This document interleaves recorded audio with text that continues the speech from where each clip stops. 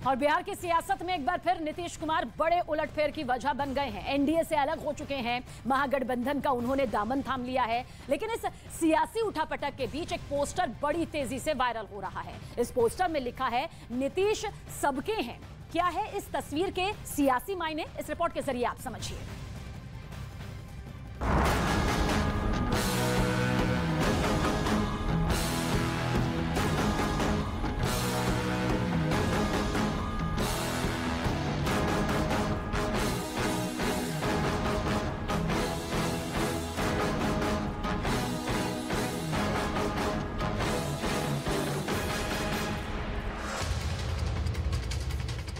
सियासत में संकेतों और तस्वीरों की बड़ी अहमियत होती है। बिहार की मौजूदा सियासी समीकरणों के बीच से निकली इस तस्वीर को देखिए। इस बड़े से पोस्टर में लिखा है, नीतीश सबके हैं। इस पोस्टर के वैसे तो कई मतलब निकलते हैं। इनके छोटे बच्चे रहते हुए भी ये हर महीने 50,000 कमाती हैं। घर से ही कैंडल मेकिंग बिजनेस करती हैं। आपको भी सीखना है और करना है, फिर क्यों देरी? फ्रीडम ऐप को अभी डाउनलोड करें। लेकिन दावा किया जा रहा है कि नीतीश कुमार का ये पोस्टर 2024 की सियासत के साफ संकेत दे रहा है। मतलब 2024 के लोकसभा चुनाव में पीएम पद के उम्मीदवार, 2024 के लोकसभा चुनाव में पीएम मोदी से सीधी टक्कर, 2024 के लोकसभा चुनाव में यूपीए का चेहरा।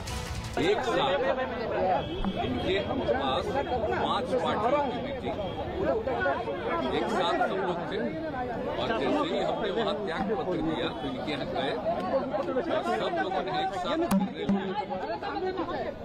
और उसके बाद फिर मांझी जी पहुंचे तो 7 पार्टियां एक साथ। आप समझ लीजिए कि विधानसभा में 164 इंडिपेंडेंट मिला, 1 से 64 और इसके अलावा एक इंडिपेंडेंट हम लोगों के साथ, तो 7 पार्टी और एक अकेला इंडिपेंडेंट। यानी नीतीश कुमार की वो पुरानी कसर जिसकी चर्चा भले ही खुद नीतीश कुमार न करते हों, लेकिन गाए पगाए उनके नेता जरूर करते आए हैं। 2015 में महागठबंधन की जीत के बाद भी नीतीश कुमार को पीएम मटेरियल बताया गया था और अब एक बार फिर जेडीयू संसदीय बोर्ड के अध्यक्ष उपेंद्र कुशवाहा का ट्वीट अपने आप में सारी कहानी कहता दिखाई दे रहा है। मुख्यमंत्री नीतीश, आप आगे बढ़िए, देश आपका इंतजार कर रहा है। राहुल गांधी तो हमारे हैं ही लीडर जी, वो तो प्राइम मिनिस्टर कैंडिडेट है ही, इसमें तो कुछ बात करना नहीं है। कौन बोलने से क्या होता है, वो है। लेकिन नीतीश कुमार जी भी एक चेहरा है बिहार में। अगर ये साथ आए हैं तो निश्चित हम लोग साथ मिलकर चुनाव लड़ेंगे, इसमें दिक्कत कहाँ है। नीतीश कुमार के इस दाव ने मोदी विरोधियों को चेहरा चमकाने का मौका दे दिया है। सोनिया गांधी और राहुल गांधी नीतीश कुमार को फोन कर बधाई दे चुके हैं। सूत्रों के हवाले से खबर तो ये भी है कि नीतीश कुमार को यूपीए का संयोजक भी बनाया जा सकता है। यानी 2024 की सियासत के साफ संकेत 2022 में दिखाई देने लगे। हैरानी इस बात की भी है कि कल तक नीतीश कुमार को पानी पी पी कर कोसने वाले तेजस्वी यादव की नजर में अचानक ही सब कुछ अच्छा हो गया। सुनिए क्या कहा तेजस्वी यादव ने जब उनसे नीतीश कुमार की प्रधानमंत्री पद की उम्मीदवारी पर सवाल किया गया। और ये कोई अपना इंटरेस्ट नहीं है, ये बिहार का इंटरेस्ट है, बिहार के नौजवानों का इंटरेस्ट है। इसलिए 10 लाख जो रोजगार देने की बात किए थे, क्या आपकी सरकार ने हम लोगों की बात चलेगी? अभी तो 10 लाख नौकरी, एक बार तारीख तो तय हो जाने दीजिए। 10 लाख तारीख तय हो जाने दीजिए, जनता के दुख दर्द को दूर किया जाएगा। बिहार की सियासत में हाशिए पर पड़े चेहरे नीतीश कुमार के पैंतरा बदलने के बाद अब मुख्य धारा में आ गए। तो वहीं दूसरी तरफ बीजेपी नीतीश कुमार के पीएम वाले ड्रीम प्रोजेक्ट पर निशाना साध रही है। पार्टी का दावा है कि भले ही नीतीश कुमार ने बिहार के सियासी समीकरणों को बदल दिया है, लेकिन 2024 की तस्वीर के एक ही नायक है और वो है नरेंद्र मोदी। उनके महत्वाकांक्षा सब पर भारी है, प्रधानमंत्री बनना। क्या बनेंगे प्रधानमंत्री? यहाँ तो जगह नहीं है कि उम्मीदवारों हों। अब उम्मीदवार हो सकते हैं तो आरजेडी के साथ मिल करके। और राजद, कांग्रेस, जनता दल को गलतफहमी है कि हम तीनों मिल जाएंगे तो लोकसभा के चुनाव के अंदर नरेंद्र मोदी को पराजित कर देंगे। वो भूल रहे हैं। आज नरेंद्र मोदी की लोकप्रियता 2014-2019 से भी कई गुना ज़्यादा है। ये कितनी भी ताकत लगा लें, 2024 में नरेंद्र मोदी को प्रधानमंत्री बनने से और हम बिहार में प्रचंड बहुमत के साथ हम बिहार में लौट कर आएंगे। आज नोट कर लीजिए, ये सरकार 2025 पूरा नहीं करेगी, उसके पहले ये सरकार गिर जाएगी। वैसे ये कोई पहला मौका नहीं था जब नीतीश कुमार ने अपनी राजनीतिक महत्वाकांक्षाओं को साधने के लिए इस तरह का दाव खेला।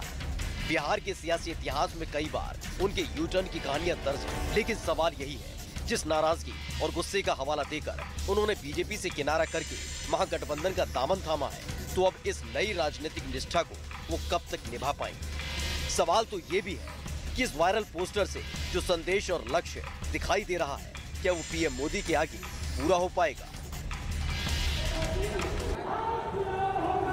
बिहार की सियासत में सब कुछ बदल चुका है। नीतीश कुमार आज 8वीं दफा सीएम पद की शपथ लेंगे, लेकिन इस बीच जो कल तक दोस्त थे वो सियासी दुश्मन बन चुके हैं। मैं बीजेपी का जिक्र कर रही हूं और बीजेपी दफ्तर में इस वक्त मैं हूं, जहां पे बिहार बीजेपी के जितने सीनियर लीडर्स हैं, कल तक जो मंत्री हुआ करते थे, वो तमाम जो बीजेपी के प्रमुख चेहरे हैं वो यहाँ पे धरना प्रदर्शन कर रहे हैं। ये बीजेपी दफ्तर के अंदर की तस्वीर है और बाहर की तस्वीर ये कहती है कि सब वहाँ पे नारेबाजी कर रहे हैं और नीतीश कुमार की खामियां गिनाई जा रही है कि नीतीश कुमार सियासत में किस तरीके से बदलाव करते हैं और कुर्सी के लिए वो किसी भी सूरत में किसी से भी गठबंधन कर सकते हैं, किसी से भी दोस्ती कर सकते हैं। एक बार मैं चाहूंगी कि आपको तस्वीरें दिखाऊं कि ये जो बीजेपी का दफ्तर है, बिहार बीजेपी का दफ्तर है, वो किस तरीके से यहाँ पे जो बिहार बीजेपी की लीडर्स है वो अग्रेसिव हो चुके हैं और उनकी तस्वीरें एक एक करके हम दिखा रहे हैं। जो बाहर का कैंपस है, जो बाहर का एरिया है, वहाँ पे सभी एकजुट हो चुके हैं। यानी जो बीजेपी के कार्यकर्ता हैं वो भारत माता के जयकारे लगाने के साथ साथ नीतीश कुमार के बारे में एक एक करके सवाल उठा रहे हैं। लेकिन इस बीच सवाल सबसे ज्यादा ये अहम है कि बीजेपी को भी बखूबी मालूम है कि नीतीश कुमार कुर्सी के लिए, सत्ता के लिए किसी भी हद तक जा सकते हैं और फिर भी ये अगर गठबंधन बनी तो इसमें सबकी मिली भगत है। लेकिन इस बीच अगर सहयोगी नीरज जुड़ चुके हैं तो नीरज इस वक्त न सिर्फ तस्वीरें दिखाएंगे बल्कि एक एक करके उन तमाम लीडर से भी बातचीत करेंगे जो इस वक्त ये पीछे मंच का हिस्सा है। नीरज, भारतीय जनता पार्टी जिंदाबाद, भारतीय जनता पार्टी जिंदाबाद। देखिए नीमा, बिल्कुल भारतीय जनता पार्टी के तमाम बड़े नेता इस वक्त दिल्ली पटना में बीजेपी मुख्यालय में मौजूद हैं, लेकिन यहाँ कार्यकर्ताओं को आप देख सकते हैं, तमाम लोग नीतीश कुमार के खिलाफ विश्वासघाती कुमार का नाम दे रहे हैं, पलटू कुमार का नाम दे रहे हैं। तमाम कार्यकर्ताओं को आप देख सकते हैं इधर जो बैठे हुए नीतीश कुमार को जिम्मेदार मानते हैं मौजूदा सत्ता परिवर्तन के लिए। इसीलिए आज का जो धरना है भारतीय जनता पार्टी का वो नीतीश कुमार के खिलाफ है। आरजेडी के खिलाफ नारेबाजी कम हो रही है, तेजस्वी यादव के खिलाफ नारेबाजी कम हो रही है, नीतीश कुमार पर निशाना है। चाहे गिरिराज सिंह से हमने बात किया, संजय जायसवाल से बात किया, शाहनवाज हुसैन से बात की। नीतीश कुमार मुर्दाबाद, नीतीश कुमार मुर्दाबाद, मुर्दाबाद मुर्दाबाद, नीतीश कुमार मुर्दाबाद, मुर्दाबाद मुर्दाबाद। तो ये जो नीतीश कुमार मुर्दाबाद के नारे लगा रहे हैं ये बीजेपी के कार्यकर्ता हैं और एक एक तस्वीरें इसलिए हम आपको दिखा रहे हैं कि एक तरफ राजभवन तैयार हो रहा है कि 2 बजे शपथ लेना है नीतीश कुमार को, तेजस्वी यादव को डिप्टी सीएम के तौर पे, लेकिन दूसरी ओर वो बीजेपी का दफ्तर जहां पे तमाम जो बीजेपी के प्रमुख चेहरे हैं, चाहे वो कल तक डिप्टी सीएम रहे, आज की तारीख में अब वो कुछ भी नहीं है, तारकिशोर प्रसाद, इसके अलावा रेणु देवी, महिला विंग, यूथ विंग, जितने भी बीजेपी के विंग्स हैं वो सभी बीजेपी दफ्तर में यहाँ एकजुट है और यहाँ से एक मैसेज देने की कोशिश की जा रही है कि नीतीश सरकार ने, नीतीश कुमार ने दगा किया है, एक बार फिर से बिहार की जनता को छला है। मैं नीरज का रुख करती हूँ। नीरज, एक बार फिर से वो तस्वीरें मंच से सीधे दिखाइए जो तस्वीरें ये बताती है कि बीजेपी आने वाले कुछ वक्त में, जब तक कि नेक्स्ट चुनाव बिहार में नहीं होता है, तब तक अग्रेसिव इसी तरीके से रहने वाली है। देखिए, बीजेपी को लगता है कि नीतीश कुमार ने जनाधार का अपमान किया, इसलिए बीजेपी के तमाम कार्यकर्ता यहाँ इस वक्त मौजूद हैं, धरना पर बैठे हैं नीतीश कुमार के खिलाफ। और तमाम लोगों को आप देख सकते हैं, महिला और पुरुष कार्यकर्ता दोनों हैं। कई जो यहाँ नीतीश कुमार के खिलाफ नारे लिख के आए हैं, विश्वासघाती नीतीश कुमार का नाम नाम दे रहे हैं, पलटू कुमार का नाम दे रहे हैं। तेजस्वी के खिलाफ रीमा यहाँ विरोध कम है, नीतीश कुमार के खिलाफ विरोध ज्यादा है। और गिरिराज सिंह जो कि केंद्रीय मंत्री भी है और भारतीय जनता पार्टी के वरिष्ठ नेता हैं, उन्होंने तो चुनौती दे डाली है नीतीश कुमार को कि अगर दम है तो वो 2014 की तरह जेडीयू के नाम पर अकेले चुनाव मैदान में उतरे। यानी कहीं ना कहीं भारतीय जनता पार्टी को भी इस बात की दिक्कत होगी आने वाले वक्त में नीतीश कुमार और आरजेडी के मिलने से कि लोकसभा के चुनाव में भारतीय जनता पार्टी की चुनौती बढ़ जाएगी।